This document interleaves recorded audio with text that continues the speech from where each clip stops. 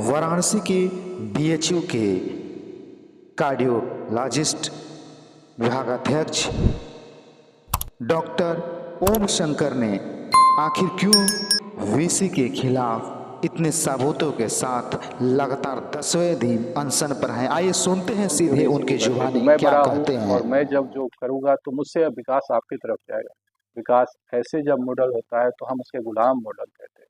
ये बिल्कुल ही flawed model, इसलिए नीचे से विकास करना, नींव से विकास करना। तो आप देखें विकास, जैसे ये कोई कहे कि हम छत से बिल्डिंग बनाएंगे, ऐसा संभव है क्या? छत से बिल्डिंग बनाने की अवधारणा कभी मजबूत नहीं हो सकती और किसी हवा के झोंके में वो टूट जाएगी। नींव से बिल्डिंग बनाई जाती है और वो नींव है शिक्षा और स्वास्थ्य के मौलिक अधिकार। शिक्षा का वैल्यू मैंने खुद के एग्जाम्पल से आपको बताया। स्वास्थ्य की भी वैल्यू को मैं अपने आपको वैल्यू से बताता हूँ। एक व्यक्ति या पूरे समाज में अगर आप देखें अपने पूरे जीवन काल में 90-95% इस देश की आबादी, अब 80 करोड़ आदमी तो आप देख रहे हैं कि वो लाइन में लगे हैं कटोरा के लिए। आपने इतना उसको कमजोर बना दिया है, 5 किलो अनाज पर जिंदा है वो। और आप चाहते हैं कि 140 करोड़ में 139 करोड़ लोग जो है कटोरा लेके खड़ा हो जाए।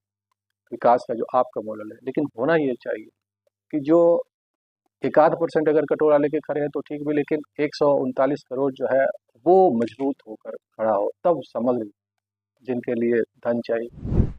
बेटे बड़े हो जाते हैं पढ़ने लिखने के लिए, उसको पढ़ाई चाहिए, अच्छी शिक्षा चाहिए, उसमें खर्च होना। शिक्षा से कुछ नहीं हुआ तो फिर कोई रोजगार चाहिए, उसमें इन्वेस्टमेंट करना।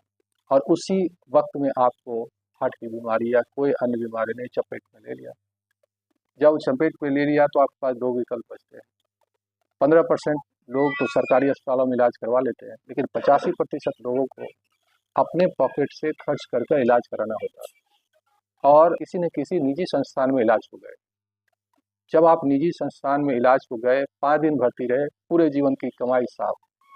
यानी सांप सीढ़ी के खेल में जो आप 0 से अपने विकास को 99 तक पहुंचाए थे, सांप 99 पर काटते ही फिर शून्य हो गया। हो सकता है नकारात्मक भी हो जाए, आप कर्जदार भी हो जाए। यानी कि विकास का फिसला फिसली का खेल खेल रहे हैं आप जहां से विकास आगे चढ़ते फिर फिसल के वहीं गिरते। और ऐसा खेल अगर WHO के आंकड़ों को देखें तो 5 करोड़ लोग स्वास्थ्य की वजह से हमारे देश में हर साल गरीब हो जाता है। अगर हम स्वास्थ्य के मौलिक अधिकार, यानी कि हर व्यक्ति, मौलिक अधिकार का मतलब क्या है? हर व्यक्ति जो अस्पताल में घुसे अपना आइडेंटिटी कार्ड दिखाए, कोई कार्ड वार्ड बनाने की जरूरत नहीं, आई कार्ड कि मैं इस देश का नागरिक हूँ, फ्री में जांच इलाज सब कुछ फ्री में हो गया और जाते समय उनको दवा फ्री में मिल गई, घर में जाकर बैठ के खाएगा। तो ये जो 5 लाख उन्होंने कमाया था, वो व्यक्ति जब हार्ट अटैक हो गया या कोई भी बीमारी हो गई, जो 5 लाख उनको खर्च होना था, वो 5 लाख तो सीधा सीधा बच गया आपको। तो आपकी अगली पीढ़ी के विकास जो है वो 5 लाख से शुरू होगी, न कि 0 से शुरू होगी। और इस तरह से लोअर क्लास मिडिल क्लास में कन्वर्ट होगा और वो क्लास फिर अपर क्लास में कन्वर्ट होगा। इस तरह से समृद्धि आएगी। इसलिए स्वास्थ्य के मौलिक अधिकार जो है ये सिर्फ बीमारी मिटाने का रास्ता नहीं है, ये देश से गरीबी भुखमरी और इस देश में मिटाने और समृद्धि लाने के लिए ये सबसे महत्वपूर्ण जरिया है। तो पूरे देश के लिए जो हमारा आंदोलन है वो है स्वास्थ्य और शिक्षा के मौलिक अधिकार की लड़ाई, जो इतना महत्वपूर्ण है और जिसके वैल्यू को ना तो पक्ष समझता है ना विपक्षी सरकारें समझ पा रही है। तभी हमारे जैसे पढ़े लिखे लोगों को आमरण अनशन करना पड़ रहा है। ये मेरा चौथा आमरण अनशन है इसी चीज को समझाने के लिए। 14 महीने सस्पेंड रहा था मैं, 15 दिन तक आमरण अनशन किया था आज से 1.5 दशक पहले, और ये 4 बार कर चुका हूँ, ये चौथा अनशन। इस समाज को जगाने के लिए, सोए हुए समाज के बीच में जागरूकता लाने के लिए कि आप कैसे विकसित होंगे। समग्र विकास, इंक्लूसिव डेवलपमेंट क्या है?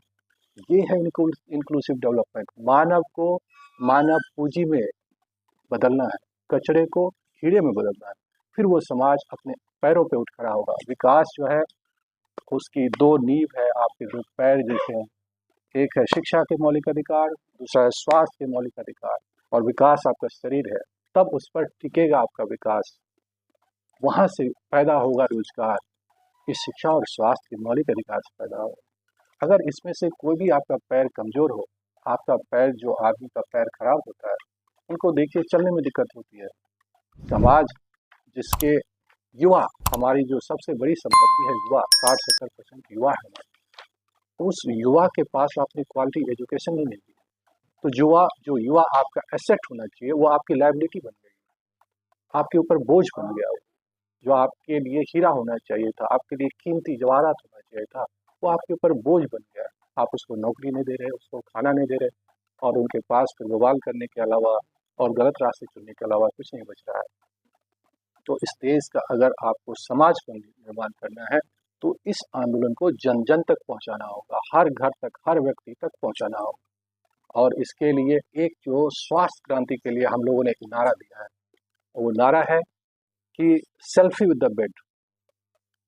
क्योंकि सबसे बड़ी आज सरकारी अस्पताल में जो समस्या है कि जब आप अस्पताल जाते हैं तो आपको बेड नहीं मिलता। ये इस अस्पताल का समस्या नहीं है, पूरे भारत के अस्पताल की समस्या है। अब वो अस्पताल की समस्या क्यों है? क्योंकि स्वास्थ्य पर आपका खर्च ही 1% से कम है। जब आप पैसे इन्वेस्ट नहीं करेंगे तो कहाँ से बेड मिलेंगे? आप इंफ्रास्ट्रक्चर बनाएंगे नहीं, उस पर खर्च आप तोप खरीदने में, राफेल खरीदने में, हेलीकॉप्टर खरीदने में खर्च कर रहे हैं। भाई साहब, जिसके पास न्यूक्लियर वेपन है उसको ये सब फालतू की चीज़ों में पैसा खर्च करने की क्या जरूरत है? जो न्यूक्लियर देश है वो ऐसे ही डरा हुआ है। आप अगर वो अगर आपको मारेगा तो आप भी उसको मार दीजिएगा, तो आप मरेंगे तो वो भी तो मरेगा। तो कोई आपके ऊपर हमला नहीं करने जा रहा है, तो आपकी प्रायोरिटी गलत है। वो इसलिए कहते हैं कि वहाँ पर आसान से पैसे इधर उधर किए जा सकते हैं, आपको लाभ जो है अनअकाउंटेड मनी मिल सकता है, इसलिए धंधा आपकी प्रायोरिटी उस तरफ बदल गई। जबकि ये छत के ऊपर से विकास हो रहा है, जिसको खाने के लिए नहीं हो तोप लेके क्या करेगा भाई? पहले पेट में अनाज दीजिए, अच्छी शिक्षा दीजिए, अच्छे स्वास्थ्य के दीजिए, क्योंकि स्वस्थ शरीर में ही स्वस्थ मन का निवास होता है। जब एक मानव पूंजी बन जाएगा तब हमारा समाज जमीन से विकसित करेगा, नींव मजबूत होगी। तो ये है हमारा पूरे देश के लिए संदेश। दूसरा आंदोलन जो है वो है बनारस हिंदू यूनिवर्सिटी के अंदर दो हिस्सों में, एक जो रेस्ट ऑफ द यूनिवर्सिटी है और दूसरा जो मेडिकल हमारा कॉलेज है उसके अंदर। जो रेस्ट ऑफ द यूनिवर्सिटी है और जो ये हिस्सा है, इस दोनों को हमारे पिछले आंदोलनों की वजह से 1,000 करोड़ रुपए मिले थे सरकार के द्वारा। उसका पर्पस क्या था कि एजुकेशनल रिफॉर्म के लिए रेस्ट ऑफ द यूनिवर्सिटी को, और इस इंस्टीट्यूट को हेल्थ रिफॉर्म के लिए पैसे मिले लगातार आंदोलनों के बाद। तो जो एजुकेशनल एम्पावरमेंट के लिए जो मतलब इंस्टीट्यूट को ग्रो करने के लिए जो पैसा मिला था बनारस यूनिवर्सिटी को, उनको ये जो महोदय कुलपति हैं ये गुजरात से ही है और इनका पूरा गुजरात मॉडल है। वो गुजरात मॉडल क्या है कि इन्होंने 40-50 अपने एडवाइजर नियुक्त कर लिए हर जगह, और वो पद एडवाइजर बनारस हिंदू यूनिवर्सिटी के किसी भी कानून में निहित नहीं है, लिखित नहीं है। यानी गैर कानूनी ढंग से उन्होंने लोगों की नियुक्तियां की और उनके लिए पैसे कितने देने हैं वो भी मनमाने ढंग से निश्चित कर लिए। और वो करना ऐसा क्यों कर रहे? क्योंकि 1,000 करोड़ को समेटना है अपने तरफ, ये धंधा चल रहा है। ये बनारस हिंदू यूनिवर्सिटी के किसी भी कानून को नहीं मानते। बनारस जब से आए हैं, अब इनका कार्यकाल खत्म होने वाला है, 3 साल का कार्यकाल होता है, जिसमें 2 साल 3-4 महीने ऑलरेडी बीत चुके हैं और 6 महीने का समय इनके पास बचा है। अभी तक इन्होंने एग्जीक्यूटिव काउंसिल को गठित नहीं किया है। एग्जीक्यूटिव काउंसिल क्या होता है? जैसे घोड़ा के ऊपर लगाम है, वैसे ही बनारस हिंदू यूनिवर्सिटी के वाइस चांसलर को इरेगुलरिटी से रोकने के लिए, अराजकता से रोकने के लिए, ऑटोक्रेटिक होने से रोकने के लिए उनको लगाम के रूप में एग्जीक्यूटिव काउंसिल होता है कि हर का जवाब आपको वहाँ देना है और उससे पास कराना है, और उसमें कई सारे मेंबर्स होते हैं। तो अगर आप मेजोरिटी से पास नहीं कर पाओगे तो बिल गिर जाएगा और आपकी कोई अराजकता चलेगी नहीं। उस ब्रेक को ही तोड़ दिया, यानी घोड़ा ने लगाम को खा लिया सबसे पहले, और घोड़ा अब हिला रहा है चारों तरफ, जिधर मन हो रहा है वहीं घास खा रहा है। चूंकि वो 1,000 करोड़ का घास था जिसको निपटाना था, तो घोड़ा ने लगाम खा लिया और खुलेआम भ्रष्टाचार चल रहा है। उसके बाद इंस्टीट्यूट ऑफ वही नहीं, यहाँ की पेड़ की कटाई, जो इस विश्वविद्यालय की पहचान थी ग्रीनरी, अगर बाहर से आप अंदर घुसते तो आपको 2 से 3 डिग्री सेंटीग्रेड टेम्परेचर का डिफरेंस आपको एकदम क्लियर कट हमेशा रात को समझ में आ जाता। आज इन्होंने 60-70 पेड़ों को काट काट के पैसे पता नहीं क्या कर लिया। भाई पेड़ काट के पैसे कमाने की क्या जरूरत है? क्या सरकार के पास फंड नहीं है? इसका मतलब सरकार फंड नहीं दे रही, ये तो मतलब हुआ इसका। इसका मतलब सरकार जो है ऑलरेडी दिवालिया हो चुकी है। सरकार एक तरफ कहती है कि मैं तो पूरे देश में, जो पूरी दुनिया में सबसे ज़्यादा विकसित करो, डंका बज रहा है, और यहाँ है कि पेड़ काट के विश्वविद्यालय चल रहा है। पेड़ काट के बेच दिए। हाँ बेटी, अब वो भी हेरिटेज पेड़ है, मतलब 100 साल पुराने, जो कि हमारे पुरखों ने लगाए थे, जो विश्वविद्यालय के शुरुआती दौर में लगाए गए।